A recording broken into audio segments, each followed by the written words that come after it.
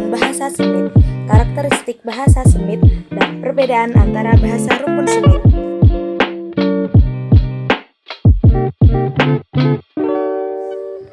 Bangsa Semit. Bangsa Semit dinamakan demikian karena dipercaya sebagai keturunan dari anak Nuh yang bernama Sem. Dari suatu dongeng dalam Torah kitab suci agama Yahudi, diceritakan bahwa Tuhan pernah memusnahkan seluruh makhluk hidup di bumi ini kecuali 8 orang, yaitu Nuh, istrinya, 3 anak laki-lakinya, dan istri-istri mereka. Sebelum peristiwa pemusnahan itu, Tuhan memerintahkan Nuh untuk membuat sebuah kapal raksasa yang bisa membuat 8 orang itu beserta berbagai binatang yang bisa diselamatkan. Lalu Tuhan menurunkan hujan yang tidak henti-hentinya sampai seluruh muka bumi tertutup air dan semua makhluk hidup mati kecuali yang ada dalam kapal.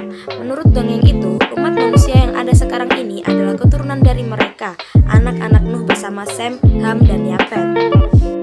Ini berhubungan dengan warna kulit ras manusia. Kata Yafet artinya cerah. Keturunannya adalah bangsa-bangsa berkulit putih. Sem artinya petang hari. Keturunannya adalah bangsa-bangsa berkulit agak gelap, tapi bukan hitam. Sedangkan kata Ham berarti panas terbakar. Keturunannya adalah bangsa-bangsa berkulit hitam. Dari Sem terlahir bangsa-bangsa termasuk Yahudi dan Arab. Oleh karenanya, mereka menamakan diri bangsa Sem atau bangsa Semit. Tapi sekarang ini istilah Semit hanya dipakai untuk menyebut bangsa Yahudi saja.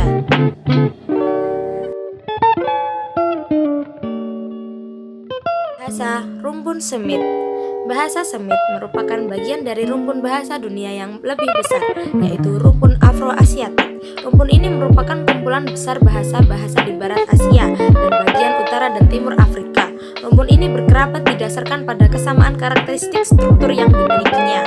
Ada 3 pendapat yang paling masyhur tentang negeri asal bangsa Semit, yaitu 1.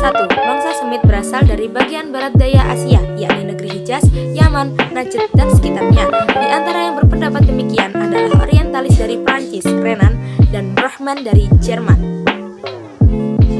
2. Bangsa Semit berasal dari Babilonia. Yang berpendapat demikian ialah para sejarawan Arab dan beberapa ahli tafsir. 3. Bangsa Semit berasal dari Kan'an. Ini merupakan pendapat sebagian ahli dari bangsa Yahudi karena chauvinisme, rasa kedengkian dan ambisi untuk kemegahan sejarahnya dan kelicikan bangsa Israel. Pembagian bahasa rumpun Semit.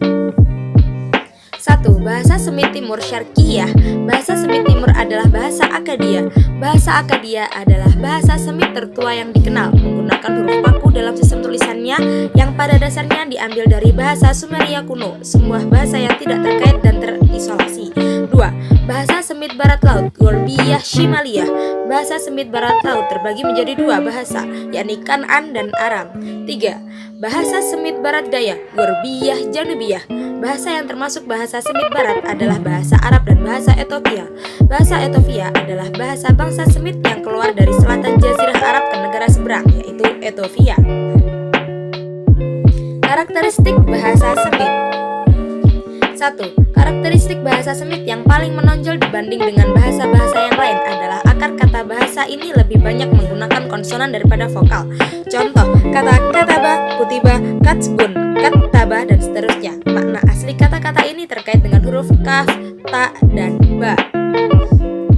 2. Banyak sekali terdapat kata yang maknanya tergantung dalam 3 konsonan akar kata, lalu diberi awalan atau sisipan untuk mengubah maknanya, seperti kata istaksaba, maktubun, maktubun, katibun, dan seterusnya.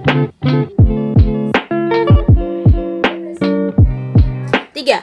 Bahasa Semit banyak menggunakan huruf paringal atau tenggorokan seperti huruf ain, ha, dan ha, serta huruf tekanan dalam, mufahham, seperti shod dan to. 4. Dalam bahasa Semit terdapat 3 kata pokok, yaitu lampau, kini, dan akan datang. Sebagai contoh, dalam bahasa Arab sebagai salah satu bahasa Semit, verba ada 3 bentuk, yaitu verba bentuk lampau madi, bentuk kini mudhari, dan bentuk yang akan datang mudhari. 5. Bahasa Semit tidak mengenal adanya bentuk kata gabungan yang berasal dari nominal dan verba, seperti contoh kata dalam bahasa Indonesia, yaitu matahari atau kata matahari.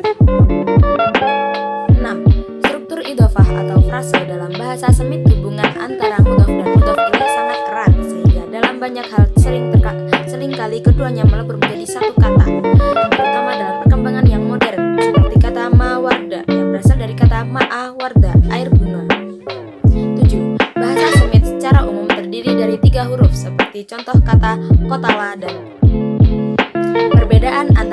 bahasa rumpun Semit.